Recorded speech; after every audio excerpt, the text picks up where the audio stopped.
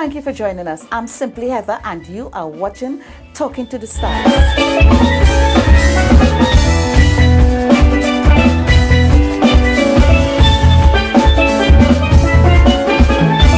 Previously on Talking to the Stars. Well, I started with Phase 2 in the year 2003 and I think I was 12 or 13 at the point in time, and compared to the other players in there, I was one of the youngest, if not the youngest player in the band at the time. And like I said, my first impression there, I was a little bit afraid, but after the first week or two of rehearsal there, the fear kind of was erased in that the guys were extremely supportive of me. And tonight on Talking to the Stars, is there a big comparison in sound to our acoustic steel pan, and would you recommend it? A lot of producers and musicians, it's a go-to for them now because they can tell that the quality is almost identical to what a steel pan is. Nothing will ever replace what the acoustic steel pan is, but it's a close competitor in terms of, if you're a producer who can only play keyboard or only play a MIDI device, you don't need to have the skill to actually play the physical instrument in order to achieve the correct sound or the correct action or the authentic sound of the instrument then to do your production.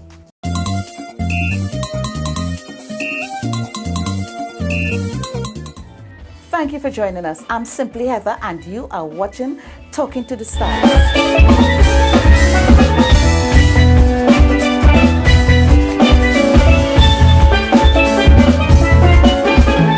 Today we have with us the ever so talented Johann Chuckeree. You have been working with Indigisound and digital steel pan samples for some time now. Is there a big comparison in sound to our acoustic steel pan? And would you recommend it? Okay, so Indigisounds, it's a play on the words indigenous and sounds, indigenous digital sounds. And we specialize in doing digital sampling of acoustic instruments. It was formed back in 2014 with myself and my business partner, who is really the true founder. He's the brain of the operation. I call myself, I'm just the talent at the marketing and the business development and that sort of stuff. But he's the brain, he's the one who came with the initial idea. His name is David Chow, and he's a very, very good friend of mine as well. And in 2013, 2014, he came up with this idea that, when you listen to steel pan on a keyboard, or if you listen to in productions internationally and locally, the quality just was not authentic.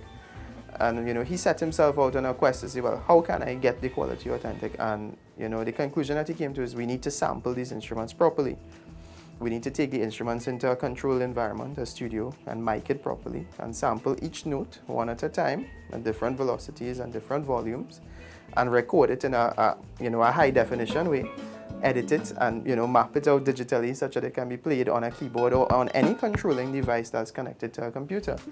And by 2014 we had the Indigisound steel band sample library out, and it was extremely well accepted by the local community. It was used by Marshall Montano. We actually performed during that year in 2014 on Marshall Monday, where we showcased the evolution of pan. We had Andy Narell playing an older model pan, we had Bugsy Sharp on stage with a regular acoustic pan, and then there was myself playing a digital steel pan device called the Pan Cat, triggering our Indigisound samples. So there was wide acceptance, and there still is. There's wide international acceptance as well, and a lot of producers and musicians, it's a go-to for them now because they can tell that the quality is almost identical to what a steel pan is. Nothing will ever replace what the acoustic steel pan is, but it's a close competitor in terms of, if you're a producer who can only play keyboard or only play a MIDI device, you don't need to have the skill to actually play the physical instrument in order to achieve the correct sound or the correct action or the authentic sound of the instrument then to do your production. So what I have behind me, I just have a small setup. You'll see we have the lavender rhythm section as well. Since the steel pan sample library, we've evolved slightly. So we have the digital steel pan sample library. We also sample the lavender rhythm section. We also have some soca, percussion and guitar samples, and then we recently started a chutney and East Indian sample library pack. So we are moving on and we're evolving, but our foundation library is still the steel pan sample. So let me just give you a little demonstration of that.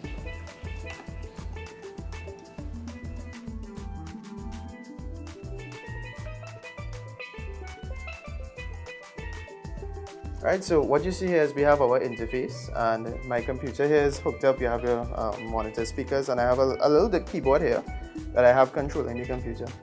So if you check it out, let's just go up the octave to the correct octave.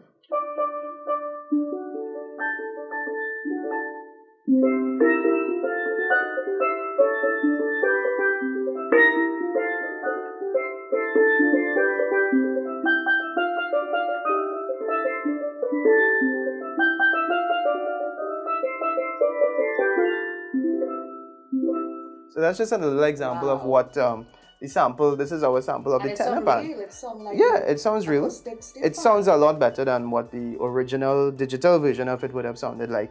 So that's just one of them. And we, of course, we have bass bands, we have cellos, we have the guitars, we have lots of them. We have all of the instruments and their loops.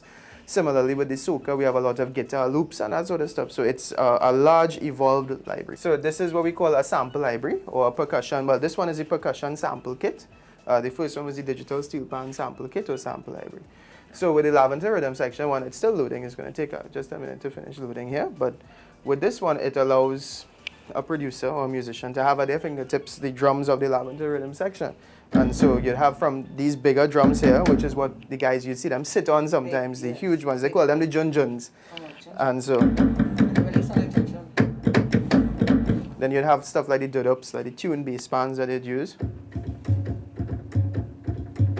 And so they have all these detune pans and that sort of stuff, and then they'd have their snare drums and their kettle drums. So, and then we have stuff like bongos, congas,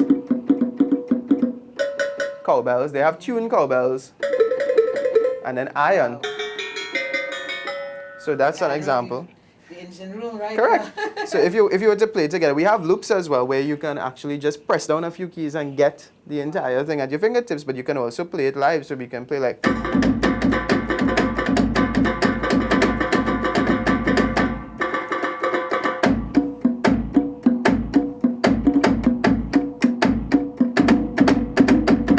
So that's an idea of what you could play live, and then if you were to do the loops, for example, let's load up the loops quickly so you'll see. If you were to load up the loops, so you just put your finger on a key and hold it down.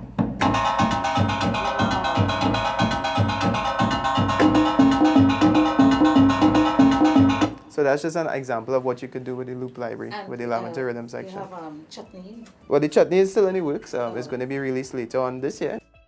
We also have a soca percussion pack that is more or less based through a company called Precision Productions. We partner with them.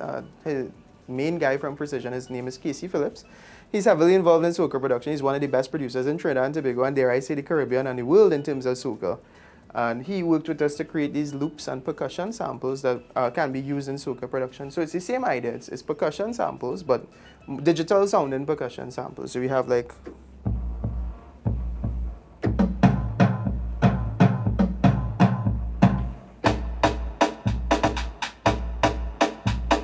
So you can. We don't need rhythm. The rhythm machines. So it makes life machines, correct. rhythm It machines, makes don't need life that again. even easier. And then Casey's dad is a guy called Kenny Phillips, who has been involved in recording industry for a long time, and he's also a great guitarist. Not many people know that. And so we also worked with Casey and Kenny to record some guitar loops. So this is Kenny's playing here.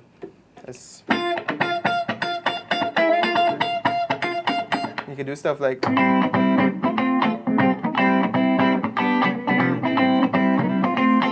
So we really looked at what is needed in the soca section and in the studios, and we sampled like that. Well, it's not really instead of, but you still, for example, there are productions where where a lot of producers actually have used the guitar samples and the percussion samples, but sometimes they still bring in the authentic instruments to get that real feel. But it helps a producer who may not be able to play all these instruments get their fingertips, get the right sound, and get things the way that they really want it to be. Has it been introduced to other Caribbean countries? Oh yes, it's been used heavily locally as well as up the islands. Locally, it's been used in almost every soca production. The smash hit that Ultimate Rejects had, Full Extreme, that was the Road March 2017 in Trinidad and Tobago, used it heavily. A lot of the iron and the drums and even the horn that they had in the song was from the Lavender Rhythm section sample library. And then also the Bajan producers like the Red Boys, for example, that's a big production group out of Jamaica who produce a lot for the, out of Barbados, who produce a lot for Bajan artists as well as Trinidadian artists. They love it and they've been using it. And all of the islands, Jamaica, St. Lucia, lots of people have been using it and are really interested in the products. Is it done here in TNT? And if so, venues like where can it be done? Okay, so the recording of it is completely local. We try to continue to use local talent and local production teams and that sort of stuff. We've teamed up with UTT and we're able to use, there are actually two foreigners who work with UTT. Their names are Yoshi Watanabe and Katsumai, two Japanese guys who are part of the UTT Academy for Performing Arts, dealing with music technology. And they actually bring their students out and they teach them. It's a great way to demo in terms of how to sample and how to mic instruments and that sort of stuff.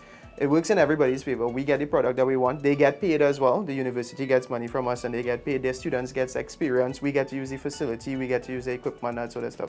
So it's a wonderful give and take in terms of where it's done. Sometimes we'd use UTT's Napa campus.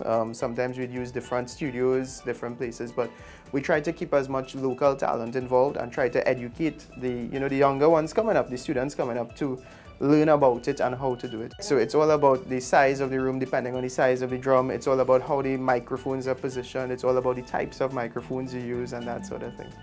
Do you have a website, or where can we get these samples? Our website is www.indigisounds.com. That's indigisounds.com. And we are available for sale online. The products can be downloaded and purchased online using PayPal or your credit card. And yeah, it's as simple as that. We have customers from all around the world. We have customers from the US, the UK, Canada, Japan, Australia. We have customers from everywhere. And it's been used in productions. Well, we have not been able to verify in terms of people don't like to give away their trade secrets and that sort of stuff, but we've heard the instruments in a lot of international productions, and we are hoping to get some endorsements from international producers as well very soon. You are also a businessman. Are these businesses music related? Oh yes. Well, so the Indigisounds, of course, is music related. So that's one of my main businesses that is music related, as well as, of course, I perform. I perform locally for private events, for corporate events. I perform publicly. I even travel and perform. I've worked with the government of Trinidad and Tobago. We've worked with different artists, soca artists, pop artists. The list is extremely long. But my other business, I'm an ICT consultant, information and communications technology consultant, and I do own a small business in the realm of networking and security. That company is JC, for my name, initials, JC Networking and Security Limited. And we specialize in stuff from security cameras to alarm systems to retail point-of-sale caching units and stuff for retail stores to server management to deployment of new computers to software. It's a lot of stuff, but it's completely, vastly different from the music. Yeah. Well, folks, there you have it. The ever so talented Johann Chuckeree. Johann, thank you so much for sharing your world with us, and all the best in your future endeavor. It was a pleasure being here with you. Thank you for having me here. Thank you. Thank you so much.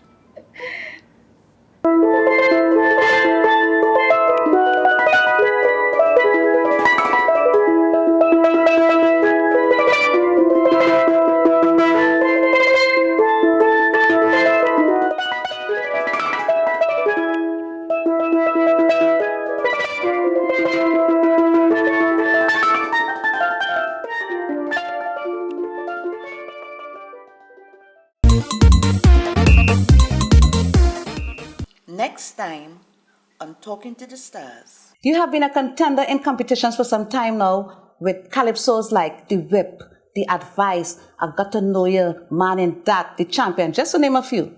Why do you prefer to sing the more spicy calypsos rather than the slow ones? I wouldn't say it's more spicy calypsos because my calypsos represent me.